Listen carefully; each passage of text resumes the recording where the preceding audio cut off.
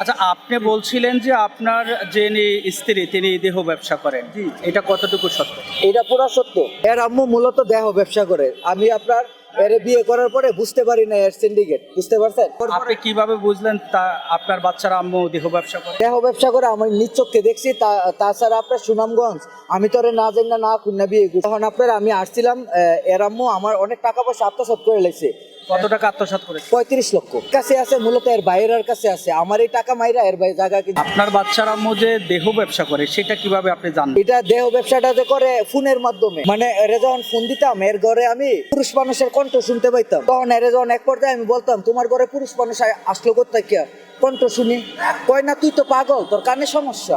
আমারে কয় তোর কানে সমস্যা। যখন আপনার আমি বলতাম যে ভিডিও কলে আমি বলতাম পিছের ক্যামেরাটা দাও, মোবাইলটা অফ করে দিই। 1 ঘন্টা পরে খুলতো, আধা ঘন্টা পরে খুলতো। তখনই এক পর্যায়ে আমি ঝগড়াঝাটি করতাম যে তুমি এরকম করতেছো কে? পরে আরাফা যখন কথা বলা শিখছে, আরাফারে বলতাম যে আব্বু বাসায় বাসায় তো আঙ্কেল কে? তেরে যখন কইতাম বাসায় কে আইছে, আমার বাইরে আইছে। তো তোমার বাইরা রাত্রে বাজে 12টা, তোমার বাইরা তোমার বাসায় কেন আসবো? তুমি তো আলাদা বাসায় ভাড়া থাকো, তো তোমার বাইরা রাত 12টায় তোমার বাসায় কেন আসে?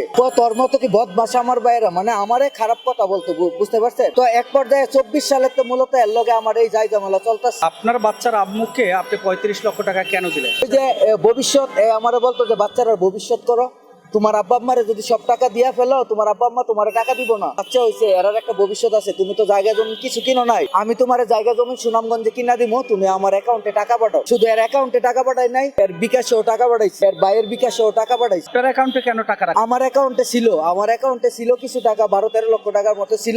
ওই টাকাটা উড়াইয়া আমি আপনার সৌদি আরবে নিয়েছিলাম। সৌদি আরবে নিয়ে যে কোনো একটা ব্যবসা বাণিজ্য কইরা পরে টাকাটা আমি আপনার বিকাশের মাধ্যমে এর মার কাছে পাঠাইছি। এখন কি আপনার বাচ্চার আম্মুকে আপনি ফিরিয়ে আনবেন? এই তো মূলত দেহ ব্যবসা করে, এই ফিরে আনবো না। অনেক চেষ্টা করছি ভাইয়া, না ফিরে আসবো না। এর আমি অনেক চেষ্টা করছি, এই ফিরে আসবো না। আমার তুই তোর কর্ম কর, আমি আমার কর্ম কর, মরলে তো আমার হিসাব আমি দিব, তাহলে তোর চিন্তা কেন আমারে নিয়ে? পরে আমি বললাম দেখো এই পথ তো ভালো না। প্রবাসীরা স্ত্রীদেরকে বিশ্বাস করাটা কি আসলে ঠিক? না, এটা পুরাটাই ভুল। আসলে সব স্ত্রী তো সমান না।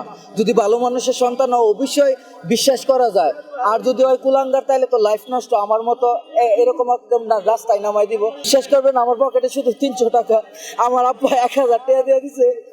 এও সিলেটা ছিলাম কালকে রাত্রে, আমার পকেটে টাকা ছিল না। এর মায় আমার মানি ব্যাগটা, আমার পরনে শার্ট ছিল টাইনা ছিঁড়া লাইছে, এর মাইরা লাইতে লইছিল, আমারও মাইরা লাইতে লইছিল। পরে এক ধরনের আমি পলে কোনো মতে ব্যাগটা নিয়ে আইছি। এখন আমি এটার বিচার চাই আপনারা আমারে, মানে এমন একটা সিকিউরিটি দেন যেন আমার বাচ্চা, আমি আমার পিতামাতা মৃত্যুর হুমকি থেকে বাঁচে। বুঝতেছি না এই মুহূর্তে কি করবো। আল্লাহ পাক ভালো জানেন, নিশ্চয়ই আল্লাহ পাক সর্বশক্তিমান। আমি কই যাবো, আমার কোনো যাওয়ার জায়গা নাই। আর আমার বাবা তো গরিব মানুষ, আমরা তো বাড়ির জায়গাটা ছাড়া আর কিছুই নাই। আমার একটা ভাই 6 বছর হয়েছে আমি সৌদি আরবে নিছি। হ্যাঁ আছে, হ্যাঁ আব্বা আমার খরচটা কোনো মতে দেয়, হ্যাঁ অল্প কিছু টাকা বেতন পায়। আমার ছোট ভাই নর্থ সাউথ ইউনিভার্সিটিতে পড়ে, ওই ভাইয়ের হ্যাঁ খরচ দেয়, আব্বা আম্মার খরচ দেয়। আব্বা আম্মা অসুস্থ, এরা ডাক্তারের কাছে যায়। ঢাকাতে আসলেন, এখন কোথায় থাকবেন? এখন আমার থাকার জায়গা নাই, কোনো জায়গা।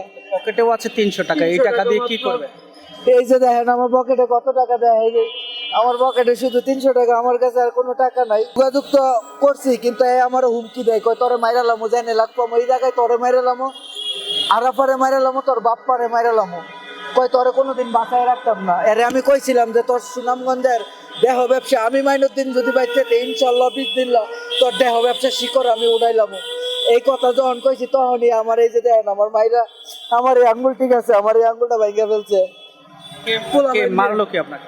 এর সুনামগঞ্জে এর কিছু লোকজন আছে সিন্ডিকেট, এর সিন্ডিকেটটি মূলত এর ভাই ইউসুফ, মূল সিন্ডিকেট এর ভাই ইউসুফ। তারপরে এর ভাই আমির হামজা, এর বউ এখনো সৌদি আরবে। মূলত আমির হামজা দালালিরা করে আপনার দেহ ব্যবসার। আমির হামজা আর হের মার নাম হচ্ছে সুহেনা, আমির হামজা, ইউসুফ, মান্না, আর সাথে একটা মুজামেল করে একটা ছেলে আছে। আর ইউসুফের বন্ধু একজন নাম হয়েছে বাপ্পি, আরেকজন পাবেল। এরা মূলত সুনামগঞ্জের বিশাল বড় সিন্ডিকেট। আর এরার মূলত ব্যবসা ইয়াবা, ট্যাবলেট, মদ, গাঁজা যত আছে সিন্ডিকেট, এরা সব কিছু, মানে এরা ব্যবসা করে? জি এরা ব্যবসা করে।